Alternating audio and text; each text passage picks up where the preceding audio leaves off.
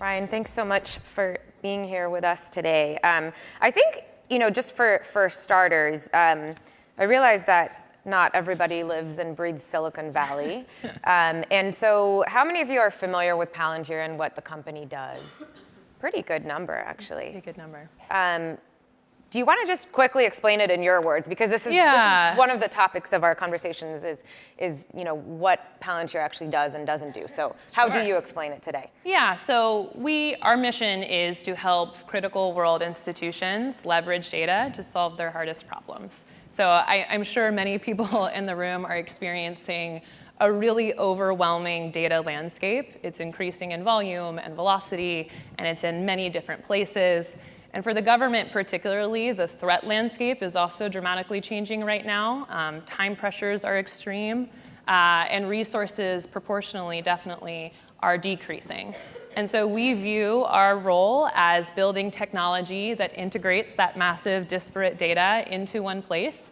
So everyone from CEOs and generals down to frontline operators who might be researching cancer drugs or in the battlefield in Afghanistan can make really good, informed decisions based on all of the holistic information that their enterprise has. So the product not only brings together all these disparate data sources, but it actually helps companies, government agencies, whomever, to sift through it and be able to look for patterns and do all sorts of things with that, right? So data integration is kind of the first step. And then on top of that, we have a rich suite of tooling that enables a bunch of different types of users in a variety of workflows and contexts to really understand and leverage that data, to collaborate with each other across that data, and to share the inferences that they're coming up with back into an ecosystem so that a knowledge asset is almost being built as opposed to disparate bits and bots all around an enterprise. And explain, you're on the product side and on the government side. So explain, by the way,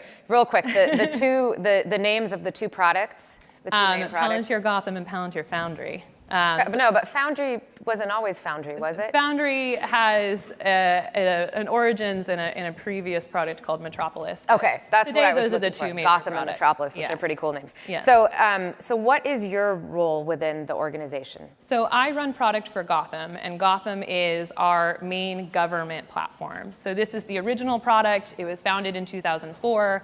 Our original funding came from In-Q-Tel, which I think there's someone here from In-Q-Tel. Yeah. It's the CIA's venture capital arm. And the original product was about counterinterrorism. It was about intelligence. We wanted, in the aftermath of 9/11, to build the intelligence community an analytical data integration platform that also adhered to really important privacy and civil liberties problems at the time, so that all of the data could be really well protected while still fostering collaboration within the counterterrorism community. So Gotham 2004, still going strong today, and that's the product that I run. And my portfolio is mostly on 0 to 1 kind of R&D new product. So I sit at the nexus between product and business, and I get to be really creative, and it's my job to find innovative new ways for us to extend that platform, new workflows that our customers really need, new modules that we need to do to kind of keep innovating and keep achieving their missions as the threat landscapes change. So that means teams of designers and engineers and prototyping and really getting my hands dirty in the field across our portfolio. And you're doing things like meeting with the US Secret Service to talk about money laundering. Like when you walk into a room like that. The Secret Service one was, so I've been at Palantir 7 years. That was when I was 22. That was my first gig at the company. I was running a meeting on a huge money laundering case with 7 Secret Service gentlemen.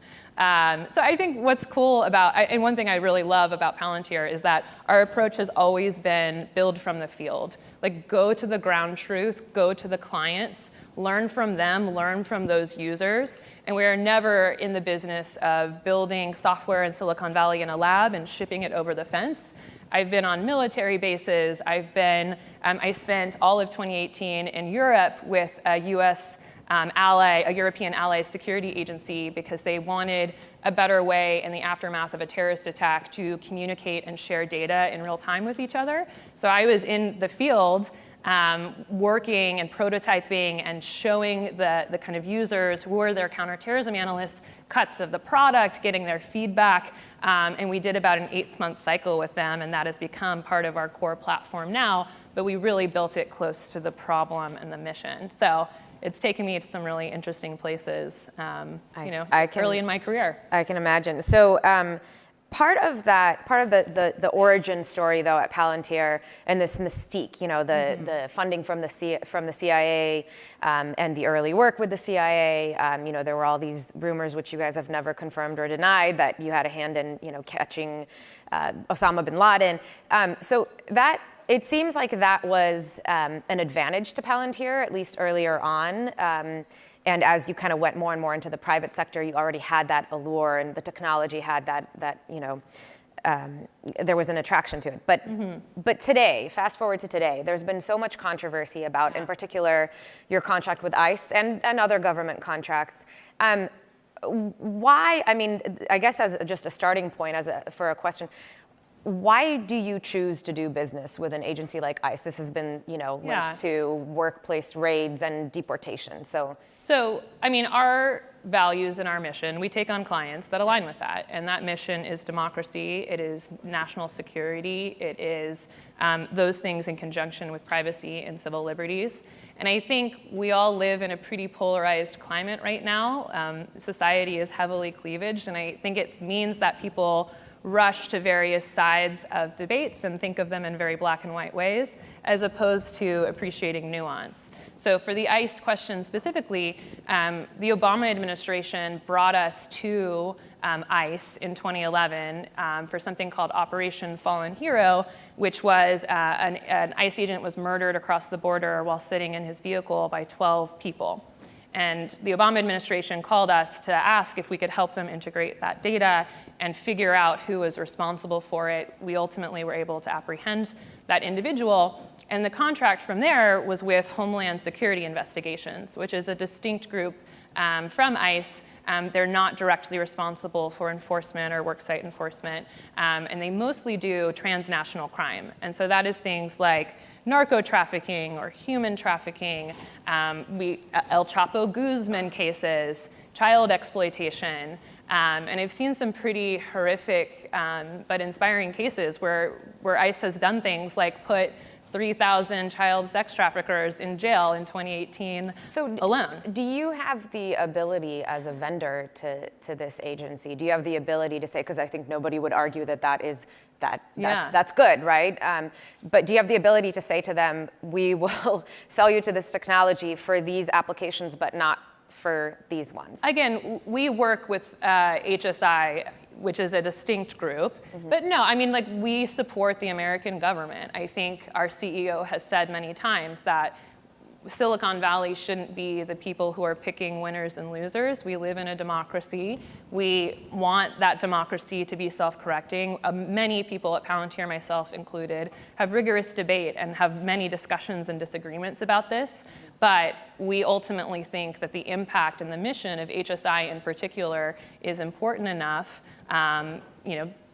3,000 child predators and 850 kids being saved because of our work, that it's worth sticking with the government in this instance. So would it be fair to sum up and say that, in your view, the good outweighs the bad of what the technology is doing? I think what I'm trying to say is that we don't work for political parties or administrations. We work for democratic institutions and institutions that impact the lives of many people. And we think that our technology is better. Those institutions are better with our technology. Privacy is more protected. They are more deliberate. They're more effective than otherwise.